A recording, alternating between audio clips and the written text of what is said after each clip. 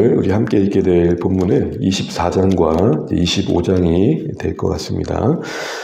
하나님의 언약의 공동체가 가나안 땅에 정착하게 되었을 때 어찌 해야 될지를 계속 말씀해 주고 계십니다. 읽다 보면 하나님의 은혜의 공동체라 하더라도 언제든지 일어날 수 있는 여러 일들이 있다는 것들을 생각해 보게 됩니다. 어제도 여러 항목들을 쭉 살펴봤지만 크게 하나로 묶으면 어떤 책임, 신뢰라고 볼 수 있다면 오늘은 어떤 자비 그리고 어떤 인간의 존엄성에 대한 이야기들이 함께 언급되고 있는 걸 보게 됩니다. 읽었던 1절부터 4절의 내용을 쭉 보시는 것처럼 어떤 사람이 아내를 맞이했는데 그 아내에게 어떤 수치되는 일이 있을 때 이혼하는 가정이 다루어지고 있습니다. 이 수치되는 일은 표현상 정확하게 어떤 일이 나오지는 않지만 맥락상 어떤 부적절한 일을 한 것 같습니다. 아내에서 해서는 안 되는 어떤 품위를 보였던 것이죠. 그 일에 이혼 증서를 써서 이혼을 하게 하는 것은 이혼을 정당화한다, 합법화한다 이런 측면보다는 이 여인이 이혼하여 버려졌을 때에 보호받기 위한 하나의 법적 제도였습니다. 그래서 이걸 써줌으로 인해서 공동체 안에서는 보호를 받을 수 있는 객관적인 근거가 됐던 것이죠.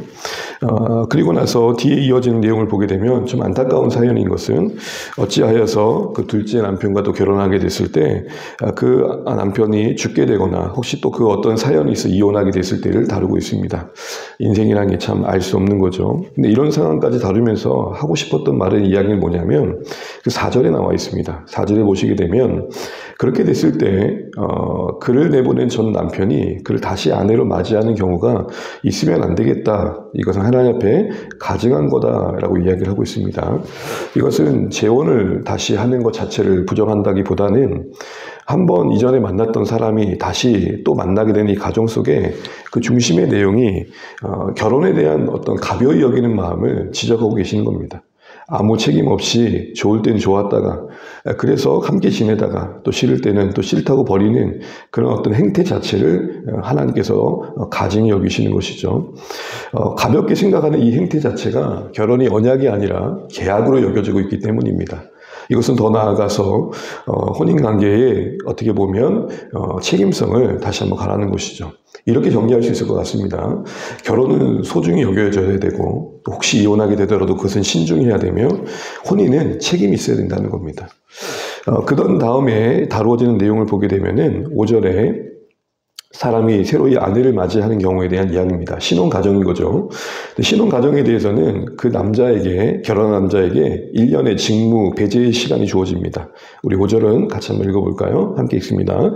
사람이 새로이 아내를 맞이하였으면 그를 군대로 내보지 말 것이요 아무 직무도 그에게 맡기지 말 것이며 그는 1년 동안 한가하게 집에 있으면서 그가 맞이한 아내를 즐겁게 하시니라.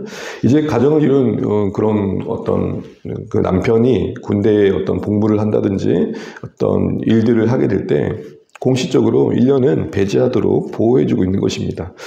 이것은 작게는 가정을 이루는 그 자체를 소중히 여기는 것이고 또 1년의 시간 동안 어떤 자녀를 마련할 수 있는 시간도 배려해주는 거죠.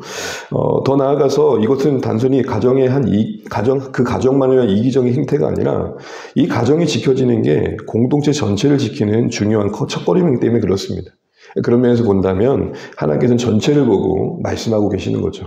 그래서 여러분 우리도 함께 지내다 보면 누군가 더 배려를 받은 것처럼 보일 때가 있습니다. 그 맥락만 보면요. 그러나 전체를 보게 되면 우리 모두를 위한 일이다. 그것도 볼 수 있는 안목이 필요한 겁니다. 이런 이야기가 또 이어지면서 6절에 보게 되면은 이런 말씀이 나옵니다. 맷돌, 그 윗짝을 전당을 잡으면 안 된다. 전당 품목, 빚을 주고 그 빚을 받아낼 수 있는 보증으로 물건을 취할 때 맷돌 같은 것을 취하면 안 된다는 겁니다. 맷돌은 뭐와 관련되어 있습니까? 생계와 관련된 거죠. 그 사람의 생계를 위협하면서까지 돈을 받아내려고 하면 안 된다. 이렇게 얘기를 하고 있는 겁니다. 생계의 수단을 위협하면서 그 사람의 생존 자체를 위협하면서 돈을 꾸어주는 그 권력 행사를 하는 것은 인간의 존엄성을 해치는 야박한 행동이다. 이렇게 이야기를 하고 있는 것이죠. 여기에 초점은 돈을 빌려주고 거기에 대한 대가를 마땅히 지불하는 것을 부정하는 게 아니라 그걸 위협 근거로 어떤 위협 행사를 하는 것 자체를 금지하는 것이죠. 오늘날도 보게 되면 사실 우리 사회가 또 그렇지 않습니까? 물질적으로 연약한 분들이 인격적으로도 그 존엄성을 대우받지 못할 때가 참 많은데 그런 모습들이 그 당시에도 있었던 것입니다. 그러면 안 된다. 그건 언약 공동체에 합당하지 않다. 이렇게 말씀하고 계시는 겁니다. 그래서 그 사람의 생계수단은 최소한 보존해줘야 된다는 거죠. 그래서 이 경제적인 약자를 보호해주는 그런 방안을 말씀하고 계시는 겁니다. 7절에도 보게 되면 자기 형제 곧 이스라엘 자손 중에 한 사람을 유인해서 종으로 삼거나 판 것이 발견되면 그 유인한 자는 죽이라 말합니다. 오늘로 말하면 인신매매나 유괴자죠. 이거는 인간의 생명 자체를 유린하는 것 때문에 허용 자체가 안 되는 겁니다. 8절을 보시게 되면 나병에 대한 이야기가 갑자기 나옵니다.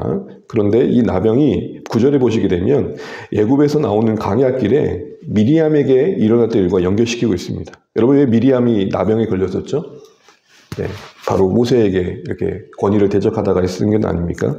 결국 이 나병이라는 것은 단순히 병에 걸렸던 것이 아니라 이런 하나님께서 언약의 백성들에게 요구하시는 어떤 공의와 자비, 어떤 인간의 존엄성을 존중하는 일들이 이루어지지 않을 때 어떻게 보면 심판처럼 거기에 임하는 병으로서 소개되고 있는 겁니다. 기억을 좀 더듬어 보시면 여러분 레위기 13장과 14장에서 제사장의 가장 중요한 역할 중에 하나는 그런 피부 질환이 있는 자들을 진단하는 거였잖아요. 그중에 나병은 아주 엄격하게 다뤄졌었죠. 그런 측면에서 여기서 이 나병은 공동체적으로 되게 중요하게 여겨졌을 부분이 겁니다. 그래서 이 이야기가 등장하고 있는 것은 하나님의 명령들을 하지 않을 때 임하는 심판을 다시 한번 상기시켜주고 있는 겁니다. 그리고 나서 10절에 보게 되면 또 다시 앞서 언급한 돈을 빌려주는 것과 비슷한 얘기가 나오는데요. 10절은 같이 한번 읽어볼까요? 내 이웃에게 무엇을 구워줄 때에 너는 그의 집에 들어가서 전당물을 취하지 말고 11절이요. 너는 밖에 서 있고 내게 꾸는 자가 전당물을 밖으로 가지고 나와서 내게 줄 것이며 라고 되어 있습니다. 어떤 돈을 구워주는 자 입장에서 돈을 구워준다는 것 때문에 그 사람 구워줘야 되는 빌리는 사람의 사생활까지 이렇게 침해하는 행동을 하면 안 되겠다. 좀 그 얘기를 하고 계시는 거죠. 그래서 채무자의 어떤 사생활을 존중해주는 그래서 모습을 다루고 있고 그리고 나서 13절에 보게 되면은 전당물은 해질 땐 또 돌려주라고 합니다. 이게 무슨 말일까요? 어떻게 보면 상징적이고 형식적인 거죠. 그 사람이 그것이 없으면 그날 잘 수 없을 텐데 옷을 가지고 와버리면 그 사람이 그날을 하룻밤을 또 자기 어려우니까 오히려 주라는 겁니다. 그런데 이런 자비를 베푸는 것에 대해서 13절 하반절에 이렇게 말씀하십니다. 너를 위하여 축복하리니 그 일이 내 하나님 여호와 앞에서 내 공의로움이 되리라. 이스라엘 공동체가 이런 영역에서도 하나님의 자비를 실천하고 공유를 실천할 때 하나님이 주시는 복이 있다. 그렇게 얘기를 하시는 겁니다. 14절에 보게 되면은 공공하고 비난한 품꾼에 대한 얘기 나오죠. 품삯에 대해서 이야기하면서 당일에 줘야 할 그 싹을 주지 않는 것이 합당하지 않다. 이렇게 얘기를 하십니다. 레위기에서 한번 살펴봤었죠. 그리고 16절에 보게 되면은 아버지는 그 자식으로 말미암아 죽임을 당하고 자식들은 그 아버지로 말미암아 죽임을 당하지 않는다. 아버지나 자식이나 각각의 죄로 인해 죽는다라고 말을 하고 있습니다. 이 얘기가 나오는 것은 어떤 연대 책임에 대한 이야기를 하나님께서 지금 말씀하고 계시는 겁니다. 죄에 대한 책임은 각자가 묻는 거라는 겁니다. 당시 근동사회에는 가족 전체를 함께 징벌하는 법이 있었거든요. 그러나 언약 공동체는 그러면 안 된다. 각자의 구성원이 각자의 죄 때문에 하나님 앞에서 책임 있는 태도를 보여야 될 것이다. 이렇게 얘기를 하고 계시는 겁니다. 그리고 17절 보시게 되면 객이나 고아의 송사를 억울하게 하지 말고 가부의 옷을 전당 잡지 말라. 비슷한 맥락의 이야기가 거듭되고 있습니다. 그런데 그 근거가 중요합니다. 18절 같이 한번 읽어보겠습니다. 너는 애굽에서 종되었던 일과 내 하나님 여호와께서 너를 거기서 속량하신 것을 기억하라. 이러므로 내가 네게 이 일을 행하라 명령하노라. 어떤 단순한 자선을 베푼다는 측면보다는 우리도 어떤 은혜를 받은 자인지를 잊지 않는 삶의 모습들이 있어야 된다는 겁니다. 그러니까 우리의 어떤 언행 심사 속에 내가 은혜 받은 자라는 증거들이 드러나야 된다는 것이죠. 이런 모습에서 다시 한번 이스라엘 백성들의 삶의 행태를 이야기하고 계신 겁니다. 19절 하반절을 쭉 보시게 되면 곡식을 벨 때 남겨두란 말이 나옵니다. 그래서 여러분 22절까지 거듭 매 절마다 남겨두며 남겨두라 이렇게 얘기를 하고 있습니다. 이것은 거류민들과 기업을 잃은 연약한 자들이 수확할 땅이 없어 먹을 양식이 없는 면들을 하나님께서 제도적으로 보완해 주신 거죠. 그래서 이스라엘 사람들은 어떤 수확을 얻을 때 그 안에 항상 남겨둬야 몫이 있다는 것을 기억하고 있다는 것입니다. 25장을 보시게 되면은 또 이제 공동체 안에 일어난 여러 일들 속에 하나의 이야기가 다루어지고 있는데요. 우리 1절, 2절 보시게 되면 태영이 치에기는 어떤 시비가 있어서 재판을 통해서 그 악함에 대한 태영을 집행하게 될 때 그것이 공의일 것입니다. 죄에 대한 합당한 형벌을 받는다는 건 공의이죠. 그런데 3절을 보실까요? 3절 같이 한번 읽을게요. 40가지는 때리려니와 그것을 넘기지는 못할지니 만일 그것을 넘겨 매를 지나치게 때리면 네가 내 형제를 경히 여기면 될까 하노라. 그 사람이 마땅히 행한 악함에 대해서는 심판을 받는 게 맞지만 그게 그 사람 전 존재를 멸시하고 가벼이 여기는 것으로 되면 안 된다는 것입니다. 죄에 상응한 형벌을 받는 것과 함께 더불어 그것이 그 사람의 존엄함까지 잃어버리게 하는 이유는 될 수 없다. 이렇게 말하는 것이죠.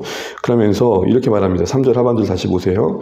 내 형제를 경히 여기는 것이다. 그가 언약하여 범죄 행한 것들은 맞지만 여전히 형제라는 거 잊지 마라. 이런 얘기를 하는 겁니다. 이런 두 가지 안목이 현실 속에서 이루어진다는 게 쉽지 않죠. 그래서 누군가의 존엄함을 지키면서 공의를 다룬다는 것이 되게 하나님 앞에서 은혜가 많이 필요한 영역이 아닌가 싶습니다. 법의 징계와 그와 함께 그 사람을 대하는 그 존엄함을 존중하는 절제가 함께 가야 된다는 것입니다. 교회도 항상 권징이 이루어지는 부분들이 있을 때 그것이 그 사람을 매몰차게 내치는 그런 어떤 정죄와 어떻게 보면 수치와 모욕을 주는 행동이 아니라 그 사람을 회복시키고는 진정성이 반영된 사랑과 존중이 돼야겠죠. 이건 서로가 느낄 수 있는 부분일 것입니다.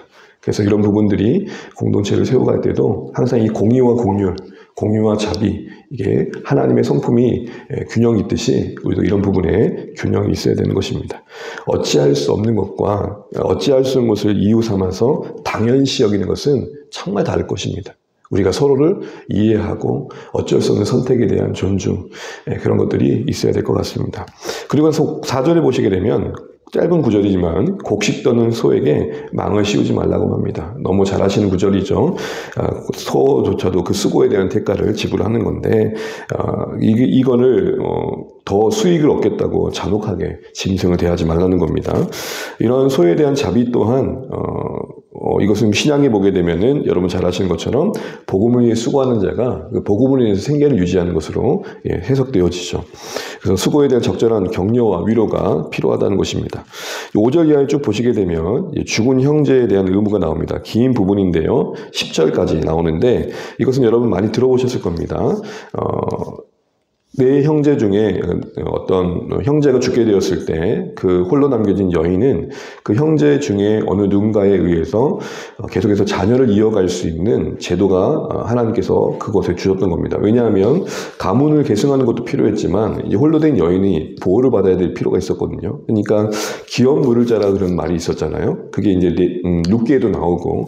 그런데 그 책임을 다하지 않는 것은 그 당시 그들에게는 이스라엘에게는 수치였습니다. 그래서 만약 그렇지 않을 경우에는 그 여인이 성읍 장로들에게 이야기를 해서 재판을 열게 했고 그 여인을 형사 취소 제도로 인해서 보호하고 그 여인을 통해서 자녀를 낳아서 사망한 그 형제의 이름으로 기업을 일으키게 하는 책임을 다하지 않을 때는 수치를 당하겠습니다. 그래서 우리 9절 10절 같이 한번 읽어보겠습니다. 9절 10절입니다. 그의 형제의 아내가 장로들 앞에서 그에게 나아가서 그의 발에서 신을 벗기고 그의 얼굴에 침을 뱉으며 이르기를 그의 형제의 집을 세우기를 즐겨하지 아니하는 자에게는 이같이 할 것이라 하고 이스라엘 중에서 그의 이름을 신 벗김 받는 자의 집이라 부를 것이라. 저 사람 가족으로서 책임을 다하지 않는 사람이야. 이런 불명예스러운 이름이 씌워졌던 것입니다. 그리고 이제 11절을 보시게 되면 12절까지 싸움이 일어났는데 그걸 말리겠다고, 그걸 돕겠다고 했던 행동이 그 상대방의 어떻게 여기 남자의 음낭을 치게 될 때, 공격하게 될 때 거기에 대해서 12절을 보게 되면 그 여인의 손을 찍어버리라고까지 말합니다. 이 엄격한 선포는, 이 엄중한 선포는 어떻게 보면 예방 차원에서 정말 그렇게 하면 안 된다는 그 어떤 엄포와 같은 부분이 있는 것입니다. 그런데 특별히 그 행동 자체가 문제시 여기는 것은 그것이 자손을 이어가는 것에 대한 어려움을 끼치는 일들이기 때문이고, 사실 이 행동은 이스라엘에서 생명처럼 여겼던 수치와 관련된 것이기 때문입니다. 그래서 그 타인의 음란을 공격했을 때 이것은 그에게는 진짜 부끄러운 일이다. 그래서 그것은 그 사람의 명예를 살인한 것과 같은 것이다. 그렇게 얘기를 하고 있는 것이죠. 13절 이하에 보게 되면 너의 주머니 두 종류의 저울추 그리고 대를 갖지 말아라. 이것은 경제의 정직함을, 거래의 진실함을 이야기하고 있는 것입니다. 그런데 마지막으로 뜬금없이 17절부터 19절까지 보게 되면 아말렉에 대한 이야기 나옵니다. 아말렉의 이야기의 입점은 뭐죠? 옛날에 출애굽한 당시에 광야에 있을 때 이스라엘이 가장 연약할 때 그 후미를 공격했었죠. 비열한 공격을 통해서 언약의 공동체를 흔들었던 이 아말렉에 대해서 그 당시에 내가 아말렉을 반드시 심판할 것이고 잊지 않으리라 하셨거든요. 그 부분을 여기 다시 언급하고 계신 겁니다. 뭘 말씀하시는 걸까요? 지금 1년에 언약 공동체에게 요구되어진 여러 일들을 이야기하면서 이 이야기가 언급되고 있는 것은 하나님께서 지금 말씀하신 말을 가벼이 여기지 말라는 겁니다. 하나님 다 보고 계시고 기억하고 계시다는 것이죠. 그래서 이스라엘에게 이 아말렉에 대해서 잊지 않고 있다라고 말씀하신 것은 끝까지 하나님의 심판은 이루어질 것이니까 이거 염두해라, 이렇게 말씀하고 계시는 겁니다. 여러분 어떠십니까? 계속 읽다 보면 정말 하나님께서는 이스라엘 공동체 곳곳에 관심을 갖고 계시다는 것을 보게 됩니다. 이거는 오늘 우리에게 어떤 마음일까요? 오늘 하루를 쭉 지나면서 별거 아닌 것들 속에 하나님께서 보고 계신 것들이 있다는 겁니다. 별거 아닌 그 행동들 속에서 하나님께서 관심 갖는 부분이 있다는 겁니다. 특별히 오늘 우리의 삶이 하나님이 원하시는 대로 상대방의 인권을 존중해주는, 그 자비를 베푸는, 배려할 줄 아는 따뜻함이 있는 그런 하루가 되시면 좋겠습니다. 정당함이 지나쳐 도를 넘는 것을 삼가라는 말씀을 기억하시면 좋겠습니다. 마땅한 것과 그 마땅함을 담아내는 어떤 균형이, 그 어떤 배려와 따뜻함의 균형이 함께 가는 그런 우리의 모습이 되어야 할 것 같습니다. 아무쪼록 계속되는 말씀의 겉면 속에서 이스라엘 백성으로서 요구받았던 그 삶의 방식들이 오늘 우리 가운데 잘 적용되셔서 하나님 백성다움을 고민하고 또